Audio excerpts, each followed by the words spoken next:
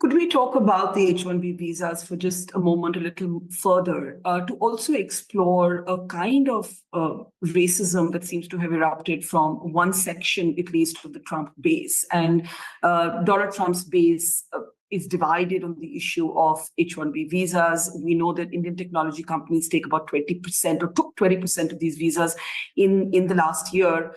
My question to you is, do you feel any change, or do you feel the sort of response that we saw to Sriram Krishnan's appointment as the AI advisor to the White House that really opened the floodgates of this racism, at least on social media, that this is more rhetorical, it's more online than real? Do you feel any different? I mean, I know you're an Indian citizen or still an Indian passport holder, but do you feel any changes? Not in the workplace. I mean, I work at a university, and not in terms of opportunities, etc. from firms. Those are all fine. I think what you're seeing is a base. That is,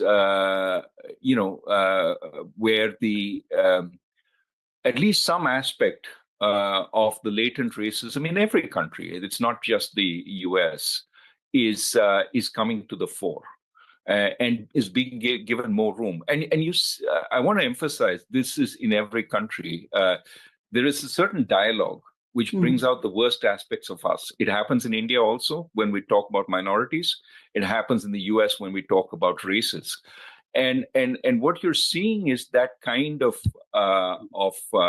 free for all, untrammeled. The belief that the United States belongs to the whites, forget the fact that it was Native Americans who were here first. Somehow there's the sense that all the guys who came in the late 19th century, it's their country now, when in fact it's been a country of immigrants almost right through. And I think the sensible voices are basically saying we find the best wherever they are, and but you have to also be careful you don't add a kind of reverse racism to the dialogue. I mean, Vivek Ramaswamy talking about the culture of sort of the older the Americans who already not the new immigrants but the older immigrants. That's sort of fueling a fire which you don't really want to do.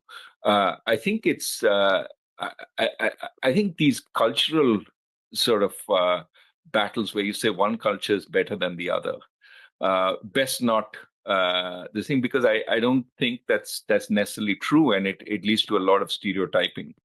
So I think it's best to say every country benefits from getting the best talent it can, and every country should be trying to attract the best talent it can.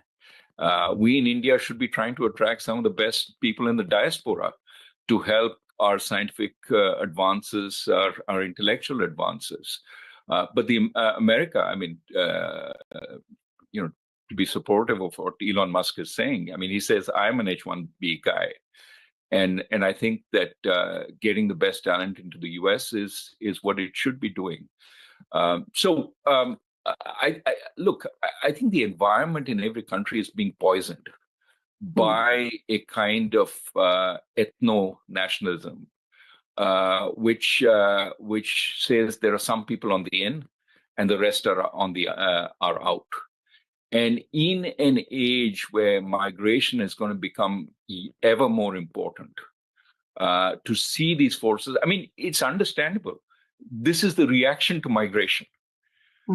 But what you would hope is eventually we get policies which allow for the kind of migration that needs to take place, especially with factors like climate change forcing that kind of migration.